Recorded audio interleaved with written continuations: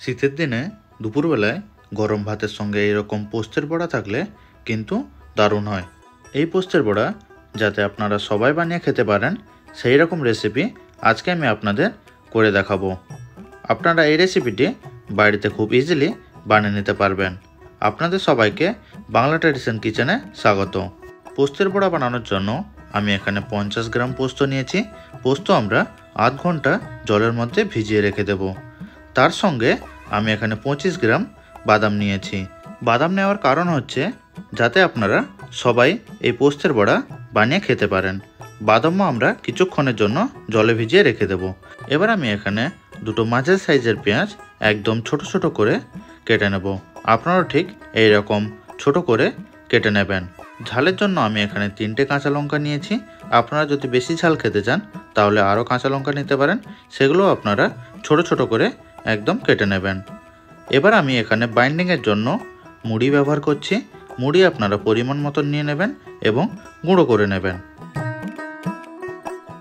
পোস্ত আমরা যে ভিজিয়ে রেখেছিলাম তার জল আমরা ছেঁকে নেব, দিয়ে মিক্সারের মধ্যে আমরা পোস্ত বেটে নেব।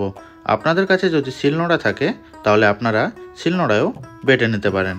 এর মধ্যে আমি বাদাম ভিজিয়ে রেখেছিলাম, বাদামও দিয়ে দেব এবং 2টো শুকনো লঙ্কা দিয়ে দেব, দিয়ে মিক্সারের মধ্যে ভালো করে পেস্ট করে নেব।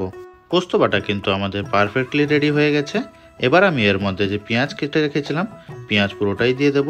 তার সঙ্গে আমরা যে কাঁচা লঙ্কাগুলো কেটে রেখেছিলাম সেই কাঁচা লঙ্কাগুলো দিয়ে দেব এবং 3 থেকে 4 মিলি আপনারা সর্ষের তেল দিয়ে দেবেন।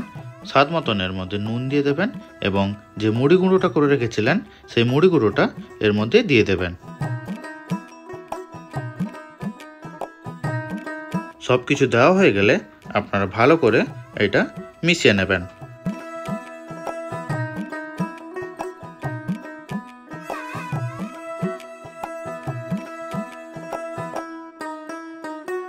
সব কিছু মেশানো হয়ে গেলে আমরা হাতের সাহায্যে চ্যাপ্টা এবং গোল গোল করে বড়াগুলো বানিয়ে নেব।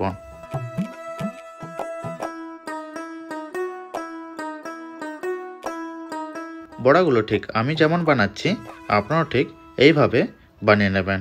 এক এক করে সবগুলো বড়া কিন্তু আমি এখানে এই সাইজের বানিয়ে নেব।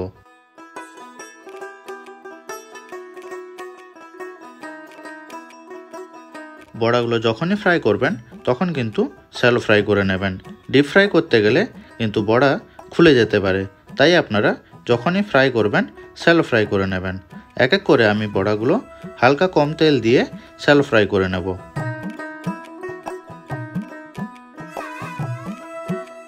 বড়াগুলো এক পাশ ভালোভাবে কুক হয়ে গেলে অপর পাশ আমরা একইভাবে কুক করে নেব। ঠিক যেমন আমি এইখানে এক পাশ সুন্দরভাবে গোল্ডেন ব্রাউন কালার হয়ে গেছে, এইরকম অপর পাশেও গোল্ডেন ব্রাউন কালার করে নেব। এবার কিন্তু আপনাদের পারফেক্টলি পোস্তের বড়া রেডি হয়ে গেছে। এই পোস্তের বড়া আপনারা গরম ভাতের সঙ্গে খেতে পারেন অথবা স্ন্যাক্স হিসেবেও খেতে পারেন। আজকের মতন এখানেই আমি ভিডিওটা শেষ করছি। আপনার যদি ভিডিওটা ভালো লেগে থাকে আপনারা অবশ্যই লাইক করবেন এবং আপনারা এই রেসিপিটি অবশ্যই বাড়িতে ট্রাই করবেন। আপনারা সবাই ভালো থাকবেন, সুস্থ থাকবেন।